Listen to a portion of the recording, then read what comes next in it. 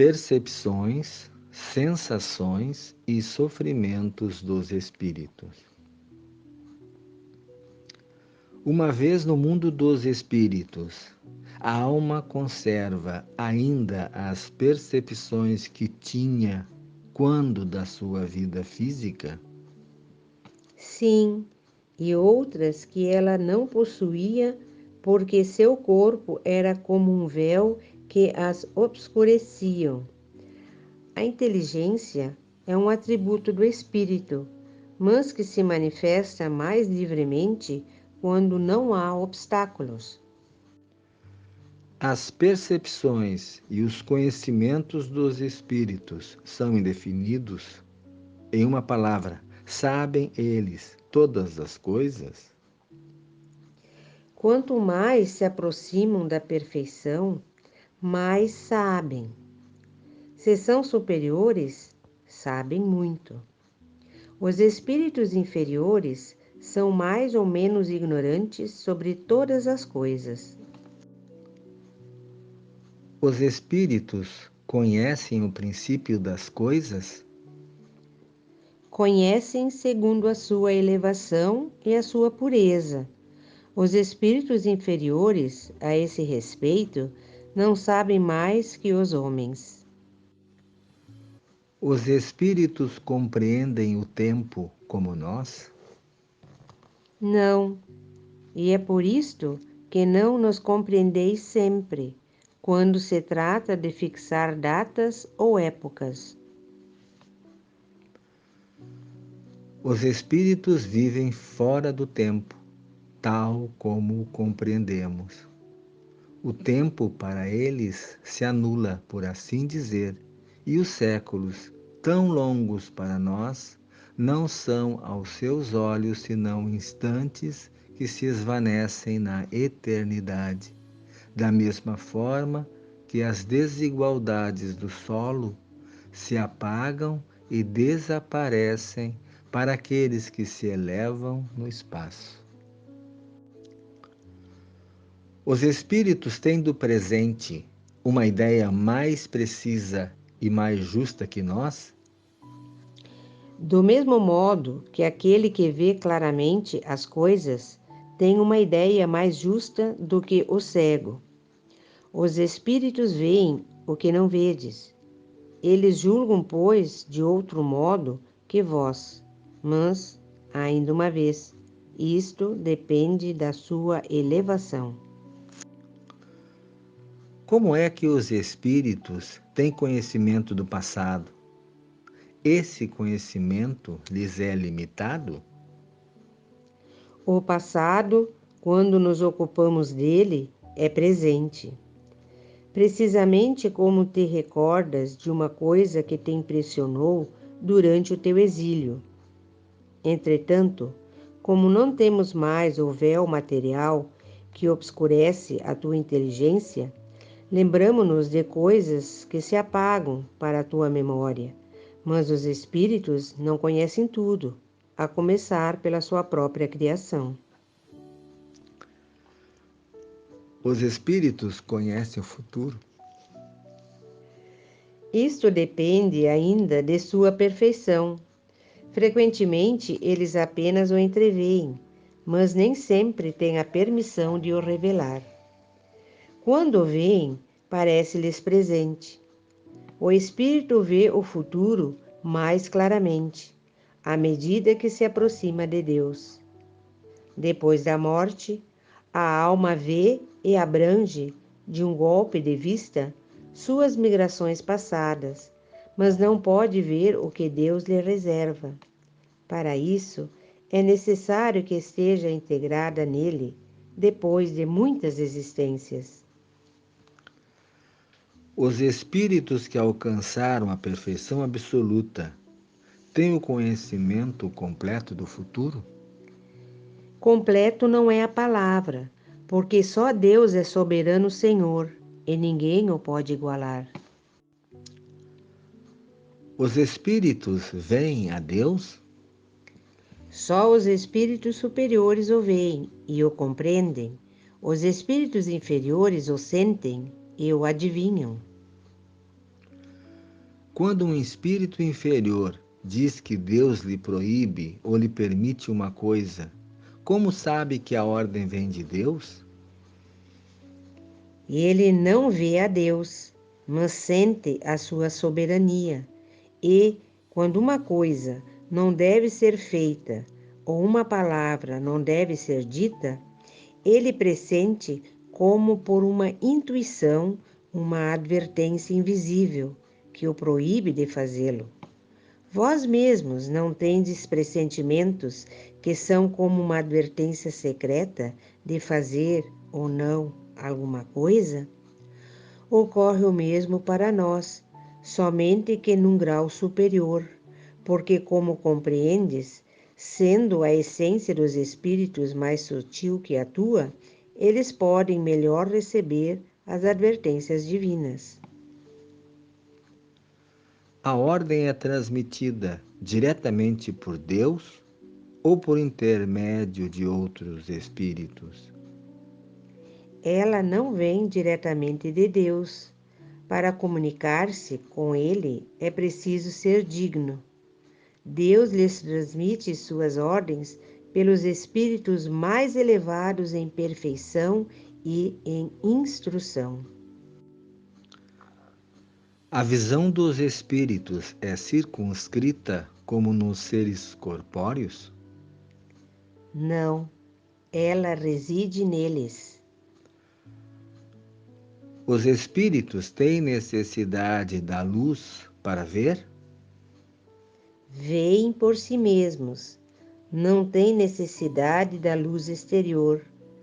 Para eles, não há trevas, a não ser aquelas em que se encontram por expiação. Os espíritos têm necessidade de se transportarem para ver dois lugares diferentes? Podem, por exemplo, ver simultaneamente os dois hemisférios do globo? Como o espírito se transporta com a rapidez do pensamento, pode-se dizer que vê tudo a uma só vez. Seu pensamento pode irradiar e se dirigir ao mesmo tempo sobre vários pontos diferentes. Esta faculdade depende de sua pureza. Quanto menos puro ele for, mais sua visão é limitada. Somente os espíritos superiores podem ter visão de conjunto. A faculdade de ver nos espíritos é uma propriedade inerente à sua natureza e que reside em todo o seu ser, como a luz reside em todas as partes de um corpo luminoso. É uma espécie de lucidez universal que se estende a tudo, envolve a uma só vez o espaço, o tempo e as coisas, e para a qual não há trevas nem obstáculos materiais. Compreende-se que deve ser assim. No homem, a visão se realiza através do funcionamento de um órgão impressionado pela luz, e sem luz, ele fica na obscuridade. No espírito, a faculdade de ver, sendo um atributo próprio, abstração feita de todo o agente exterior, a visão é independente da luz. O espírito vê as coisas tão distintamente como nós? Mais distintamente, porque sua visão penetra aquilo que não podeis penetrar. Nada a obscurece. O espírito percebe os sons?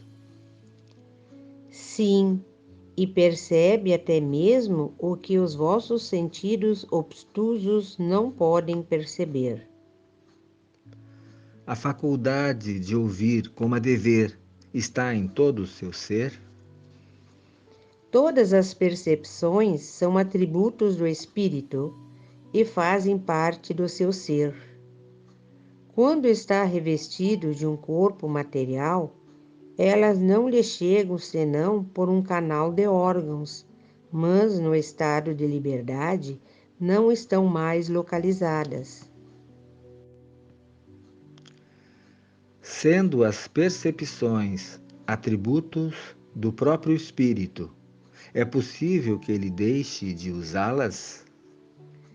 O espírito só vê e ouve o que ele quiser. Isto de uma maneira geral e, sobretudo, para os espíritos elevados.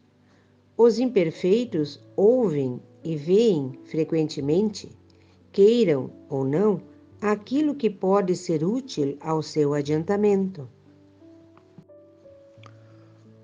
Os espíritos são sensíveis à música? Quereis falar da vossa música? O que ela é diante da música celeste? Desta harmonia que nada sobre a terra pode vos dar uma ideia? Uma é para a outra o que o canto do selvagem é para a suave melodia.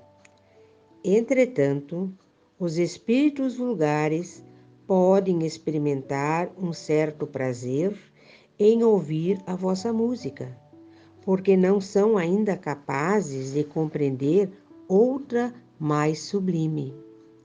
A música tem para os espíritos encantos infinitos, em razão de suas qualidades sensitivas muito desenvolvidas. Refiro-me à música celeste, que é tudo o que imaginação espiritual pode conceber de mais belo e de mais suave. Os espíritos são sensíveis às belezas da natureza? As belezas naturais dos diversos mundos são tão diferentes que se está longe de as conhecer. Sim, são sensíveis de acordo com a sua aptidão em apreciá-las e compreendê-las. Para os espíritos elevados, há belezas de conjunto diante das quais desaparecem, por assim dizer, as belezas dos detalhes. Os espíritos experimentam as nossas necessidades e os nossos sofrimentos físicos? Eles os conhecem, visto que os suportaram, mas não sentem materialmente como vós, porque são espíritos. Os espíritos experimentam a fadiga e a necessidade de repouso? Não podem sentir a fadiga tal como a entendeis, e por conseguinte, não têm necessidade de vosso repouso corporal, pois eles não têm órgãos cujas forças devam ser reparadas. O espírito repousa no sentido de que não tem uma atividade constante. Sua ação não é material, mas intelectual, e o seu repouso moral. Há momentos em que o seu pensamento deixa de ser tão ativo e não se fixa sobre um objeto determinado. É um verdadeiro repouso, mas que não pode ser comparado ao repouso do corpo. A espécie de fadiga que os espíritos podem experimentar está em razão da sua inferioridade. Quanto mais elevados, menos necessitam de repouso. Quando um espírito diz que sofre, qual a natureza dos sofrimentos que experimenta? Angústias morais, que o torturam mais dolorosamente que os sofrimentos físicos. Por que, então, alguns espíritos se queixam de sofrer frio ou calor? Lembrança do que padeceram durante a vida, tão penosa, algumas vezes, como a realidade.